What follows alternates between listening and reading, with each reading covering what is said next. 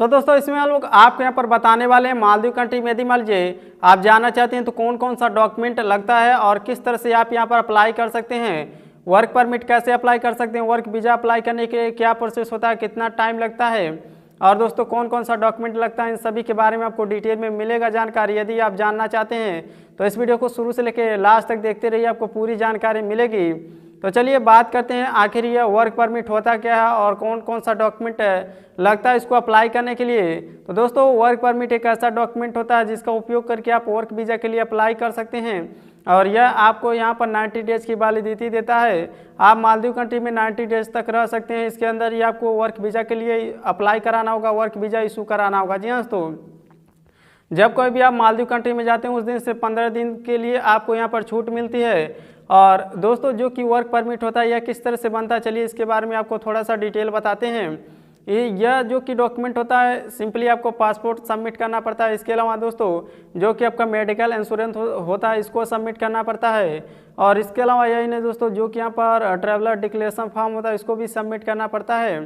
तो और यदि मान लीजिए आपके पास यहाँ पर वैक्सीनेशन सर्टिफिकेट है तो उसको भी आप यहाँ पर सबमिट कर सकते हैं। तो यही कुछ यहाँ पर डॉक्यूमेंट होता है, जैसे कि बायोडाटा हो गया, आपका आईडी कार्ड हो गया, यहाँ पर आधार कार्ड हो गया, पैन कार्ड हो गया। और इसके अलावा यहाँ पर ऐसे ही डॉक्यूमेंट आप बायोडाटा में दे सकते हैं, पासपोर्ट साइज फ़ोटो, पासपोर्ट का कॉपी और इसके अलावा मेडिकल इंश्योरेंस। तो ये तो रहा वर्क परमिट। अब यहाँ पर किस तरह से ये अप्लाई होता है, कैसे आप यहाँ पर अप्लाई कर सकते हैं। तो यह डॉक्यूमेंट बनता है मिनिस्ट्री ऑफ इकोनॉमिक डेवलपमेंट की तरफ से।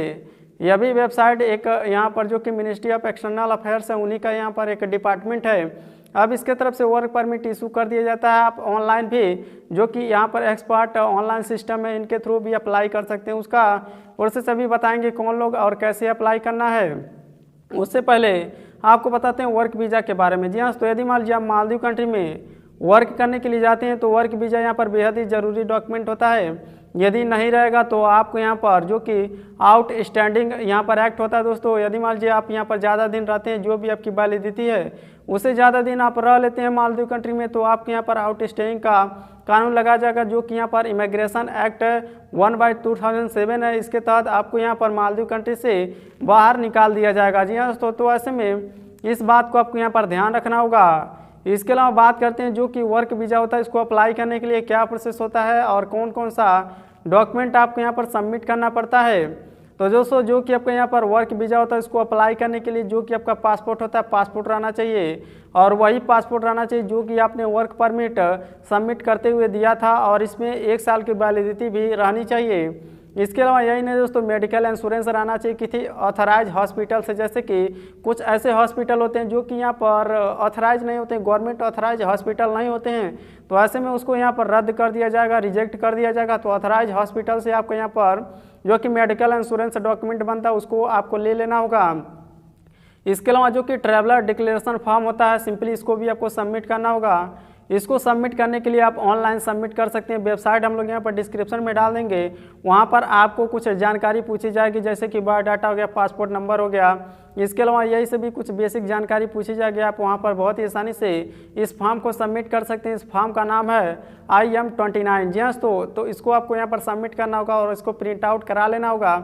इसके अलावा यही नहीं दोस्तों, आप यहाँ पर जब कोई भी वर्क वीज़ा के लिए अप्लाई करते हैं तो आप यहाँ पर डायरेक्टली नहीं अप्लाई कर सकते हैं। सिंपली जो कि आपका एम्प्लॉयर होता है उसकी मदद से आपको यहाँ पर अप्लाई कराना होगा। यानी कि जिस कंपनी में आप गए हों, जो कि वहाँ का मतलब आपको बुलाया, हायर किया है, बेसिकली वह एम्प्लॉयर होता है। और आप यदि मान लीजिए काम करने के लिए जाते हैं तो आप एक एम्प्लॉय होते हैं, वह एक एम्प्लॉयर होता है। तो यही डिफरेंट होती है। तो जो कि एम्प्लॉयर होता है वह आपका वर्क वीज़ा के लिए अप्लाई कर सकता है मिनिस्ट्री ऑफ एक्सटर्नल अफेयर्स में। वहाँ पर जो कि आपका वर्क वीज़ा होता है वह रेडी हो जाएगा। जी दोस्तों, अब इसको अप्लाई करने के लिए डॉक्यूमेंट तो हमने बता दिया, biodata, passport size photo, work permit, इसके अलावा मेडिकल इंश्योरेंस और यही नहीं दोस्तों जो कि ट्रैवलर डिक्लेरेशन फॉर्म होता है तो इसको सबमिट करना पड़ता है। कोई एम्प्लॉयर होता है वो ऑनलाइन भी चाहे तो सबमिट कर सकता है, जैसे कि एक्सपर्ट ऑनलाइन सिस्टम है जहाँ पर आप लॉगिन करके बहुत ही आसानी से सबमिट कर सकते हैं। इसके अलावा बात करते हैं इस वीज़ा प्रोसेसिंग टाइम को यहाँ पर कितना समय ले सकता है। जी हाँ तो सबसे पहले जब आप यहाँ पर सबमिट करेंगे तो 48 घंटे में यह उनके सिस्टम में रजिस्टर हो जाती है, यानी कि जो कि आपका एप्लीकेशन होता है वह रिसीव हो जाएगा। और सिंपली आपको एक अपॉइंटमेंट बुक करना होगा, यानी कि जो कि आपका एम्प्लॉयर होता है ये सभी मैनेज कर सकता है दोस्तों। अपॉइंटमेंट बुक होती है, वहाँ पर आप पासपोर्ट को अपना जमा करते हैं और पासपोर्ट जमा करने के बाद से क्या होता है कि आपको दोबारा से जब आपका वीज़ा रेडी हो जाता है तो आपको पासपोर्ट कलेक्शन के लिए बुलाया जाता है। तो यही प्रोसेस होता है। सबसे पहले आपका वर्क परमिट बनता है, उसके बाद वर्क वीज़ा बनता है और वर्क वीज़ा बनने के बाद से आप यहाँ पर मालदीव कंट्री में काम कर सकते हैं। और हमने टाइमिंग तो बता दिया, जब कोई भी आप यहाँ पर वर्क वीज़ा के लिए अप्लाई करें तो करीब करीब यहाँ पर 3 से 4 दिन में ही आपके यहाँ पर वर्क वीज़ा रेडी हो जाता है। जी हाँ तो कुछ इस तरह से आपका जब वर्क वीज़ा रेडी हो जाएगा तो आपको कलेक्शन के लिए बुलाया जाएगा। उस टाइम भी आपको यहाँ पर अपॉइंटमेंट बुक करना पड़ता है। अपॉइंटमेंट भी आपको जैसे ही बुक हो जाती है तो आप यहाँ पर जा करके अपने वीज़ा को कलेक्ट कर सकते हैं। अब यहाँ पर बात करते हैं किस तरह से आपको यहाँ पर अप्लाई करना है वर्क परमिट के लिए, या फिर मान लीजिए आप वर्क वीज़ा के लिए भी अप्लाई कर सकते हैं, जो कि आपका एम्प्लॉयर होता है वो अप्लाई कर सकता है। तो सबसे पहले आप यहाँ पर देख लीजिए, हम लोग यहाँ पर इस साइट को डाल देंगे जिससे कि और भी क्लियरिफिकेशन और डिटेल मिल सके। यहाँ पर देख सकते हैं वर्क वीज़ा कुछ इस तरह से बताया जाता है कि वर्क वीज़ा जो भी फॉरेनर होते हैं उनको यहाँ पर मालदीव कंट्री में रहने के लिए और काम करने के लिए परमिशन देता है। तो ऐसे में वर्क वीज़ा बेहद ही ज़रूरी डॉक्यूमेंट है यदि आप यहाँ पर मालदीव कंट्री में वर्क करने के लिए जाते हैं। तो इसके अलावा यहाँ पर जो कि पर्सन देख सकते हैं person travel to Maldives with in, ये तो हमने बता दिया दोस्तों 15 दिन की छूट मिलती है।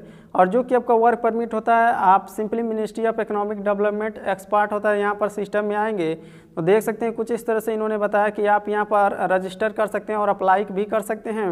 इसके अलावा वर्क परमिट है तो वर्क परमिट वेरिफिकेशन बटन पर क्लिक करके आप वर्क परमिट भी अपना चेक कर सकते हैं वह रियल है या फिर फेक है, यहाँ से भी डॉक्यूमेंट का डिटेल आपको देखने के लिए मिल जाएगा। अब दोस्तों यहाँ पर बहुत ज़्यादा लोग फंस जाते हैं कि आखिर यह वर्क परमिट किस तरह से अप्लाई होता है। जी हाँ दोस्तों, तो आपके जानकारी के लिए बता दें जो कि यहाँ पर वर्क परमिट होता है उसको आप यहाँ पर डायरेक्टली अप्लाई नहीं कर सकते हैं, जो कि आपका यहाँ पर एम्प्लॉयर होता है वही अप्लाई कर सकते हैं। क्योंकि जैसे ही आप यहाँ पर अप्लाई करने के लिए जाते हैं तो दोस्तों क्या होता है कि आप यहाँ पर उसमें आईडी नहीं बना पाएंगे। जी हाँ दोस्तों, जो कि यहाँ पर वहाँ का सिटीजन होते हैं। 1 मिनट आपको यहाँ पर ओपन करके दिखा देते हैं डिटेल, ताकि आपको यहाँ पर पता लग जाए किस तरह से यहाँ पर यह प्रोसेस काम करता है और क्या मतलब यह नियम कानून उन्होंने बनाया है। यहाँ पर एक्सपर्ट सिस्टम ओपन कर लेते हैं। जैसा कि देख सकते हैं सिस्टम ओपन हो चुका है। अब सिंपली क्या होता है कि यहाँ पर वेलकम एक्सपर्ट ऑनलाइन और सिंपली यहाँ पर देखेंगे यूज़र नेम और यहाँ पर पासवर्ड पूछा जा रहा है। तो ऐसे में यूज़र नेम पासवर्ड बनाने के लिए यहाँ पर यदि आपके पास आप न्यू हैं, आपके पास अकाउंट नहीं है तो रजिस्टर वाले बटन पर आपको क्लिक करना होगा। और जैसे ही आप इस पर क्लिक करेंगे तो यहाँ पर देख सकते हैं रजिस्टर न्यू अकाउंट, कुछ इस तरह से यहाँ पर एक्सपर्ट ऑनलाइन। जी दोस्तों, अब यहाँ पर पर्सनल डिटेल आपसे पूछा जाएगा, जैसे कि आपका आईडी नेम क्या है। इसके अलावा यहाँ पर जो कि one of the back ID card, जी हाँ तो ID card name, first name, middle name, इसके अलावा last name, date of birth और जेंडर जैसे जानकारी। इसके अलावा यहाँ पर परमानेंट एड्रेस और यहाँ पर अकाउंट इन्फॉर्मेशन जैसे कि आप यहाँ पर अभी बनाएंगे। उसके बाद से यहाँ पर सेल्फ डिक्लेरेशन फॉर्म भी एक मतलब ये टर्म इनका जो कि है टर्म्स कंडीशन, इसको आपको फॉलो करना होगा। उसके बाद से आपका यहाँ पर आईडी बनेगा। बट यहाँ पर जो कि इंडिया के लोग होते हैं उनके पास यहाँ पर कोई भी आईडी नहीं होता है, जो कि वहाँ के एम्प्लॉयर होते हैं जो आपको यहाँ पर बुला रहे हैं मालदीव कंट्री में वर्क करने के लिए।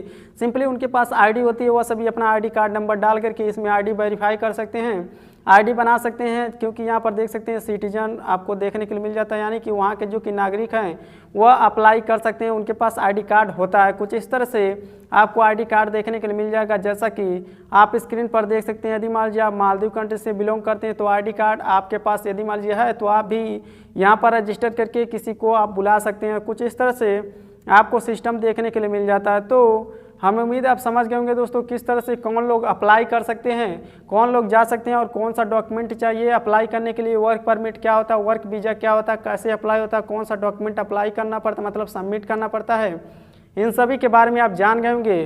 कोई सवाल या सुझाव तो नीचे कमेंट बॉक्स में कमेंट करके पूछ सकते हैं। तो आपसे मिलते हैं नेक्स्ट वीडियो में।